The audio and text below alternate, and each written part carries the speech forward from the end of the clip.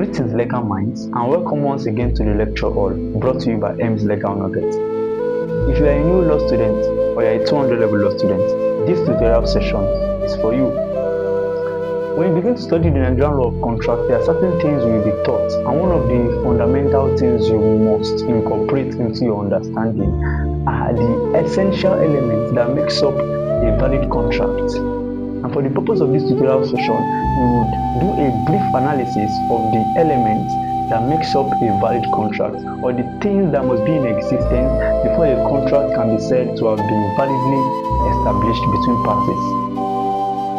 When a contractual dispute is being brought before a competent court, there are certain things courts usually check to determine the enforceability of that particular agreement, such that when any of these elements is absent, the court will be robbed of its jurisdiction in enforcing that particular agreement on behalf of the plaintiff or the claimant. These are known as the formation of a contract, or the essential elements that makes up a valid contract. And if you understand every other thing within the conduit of the Nigerian law of contract without a proper understanding of these different elements, then every other thing would not be so useful. For the fact that contract law is generally a common law principle, these essential elements are not expressly codified in any statute. However, it has been incorporated in relevant statutory provisions by virtue of the introduction of equity, and has also been reaffirmed in the judgments of so many courts. By virtue of the express wordings of the learned justice in the Nigerian case of Orient Bank and Bilante International Limited, which was made in 1997, there are certain elements that must be in existence before a contract can be said to have been validly established, and these are known as the elements of a valid contract. It was well listed as the offer, the acceptance, the consideration, the intent to create legal relationship, and the capacity of parties to contract. Like I explained, without the existence of any of these elements, and no matter how sound that contractual relationship or contractual document seems to become, the court cannot enforce this agreement. Why? Because no valid contract have been created. These are the elements that makes up a valid contract: the offer, the acceptance, the consideration, the intent to create legal relationship, and the legal capacity of the individuals to contract. But for the purpose of this tutorial session, we would limit and restrict our explanations and analysis to the offer and acceptance so as to make you properly understand them. And during our next tutorial session, we will go on to explaining the remaining essential elements. Coming to the offer, for you to understand an offer, you must bear in mind that a contract cannot be created by only one party. This is to say, for a contract to be validly created, notwithstanding the fact that these elements must be in existence, it must be created between two or more parties. And to actually understand what an offer is, you must bear in mind that a contract is actually an agreement between two or more parties. How is an agreement actually formed? It always comes in form of a promise, an undertaking, or an assertion. This is to say that before parties come into an agreement in respect to a particular subject matter, an assertion or an undertaking must actually come from one party. This is known from the lens of the Nigerian law of contract, and it's legally termed an offer. What is an offer? With a legal definition, you can see an offer as an undertaking that is made by one party to a contract, addressed to another party to that same contract, with the intention that the terms of this offer would become binding on him the moment it has been accepted by the other. So, if Mr. A goes to Mr. B, telling Mr. B that he wants to sell his shoe to Mr. B for 5,000 naira. From the lens of Nigerian law of contracts, that undertaking of selling the shoe to Mr. B for 5,000 naira constitutes an offer. An offer is a promise or a set of promises that is made by a party to a contract who is known as the offeror. And this is not just merely made, it is addressed to another party who is known as the offeree. It is not just addressed, it is always addressed with the intent that the person making this offer, the person making this statement or this promise will become binding the moment that undertaking has been accepted by the other party.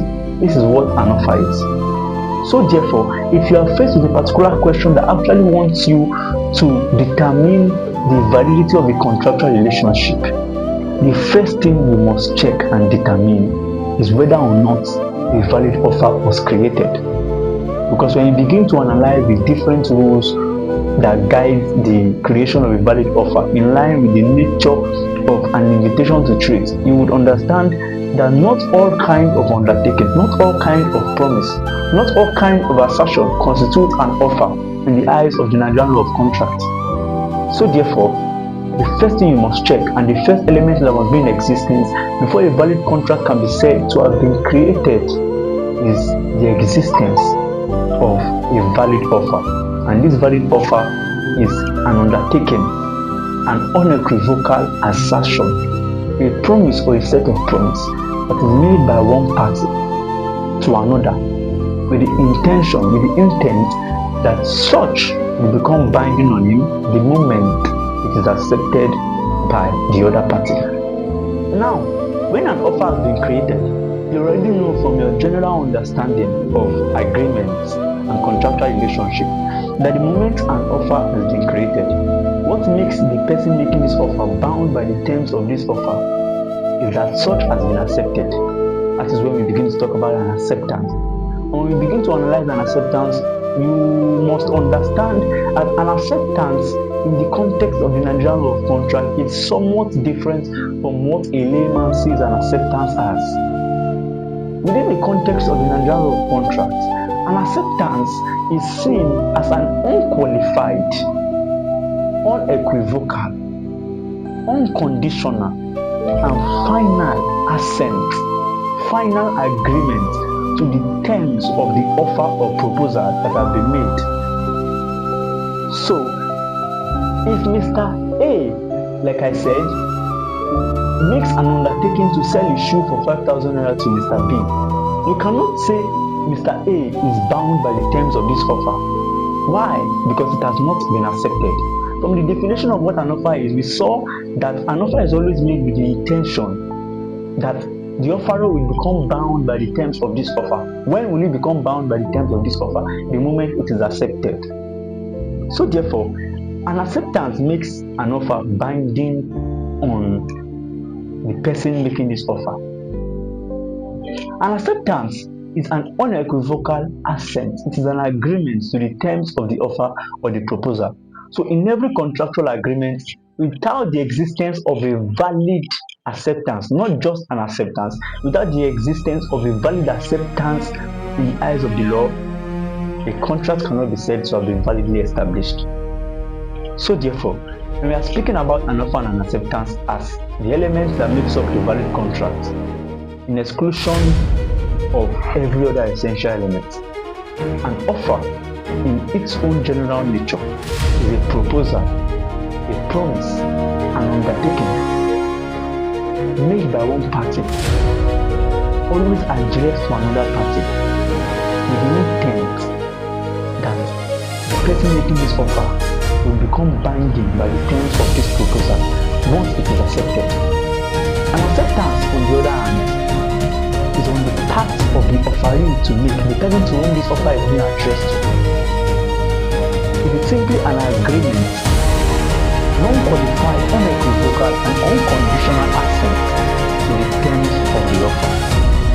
So therefore, if you are faced with any scenario question that wants you to determine the validity of a contractual relationship, the first major thing you will check is whether or not there was a valid offer on the part of the offerer and a valid acceptance on the part of the offeree. If you can properly understand the rules guiding offer and acceptance in relation to the Nigerian law of contract and commercial transactions, you are halfway to understanding the elements that makes up a valid contract. Thank you so much for your time. Do follow us and subscribe to this channel to be updated when more insightful nuggets and legal tips are sent, and when other explanations on the different elements that makes up a valid contract are brought to your doorstep. Thank you so much.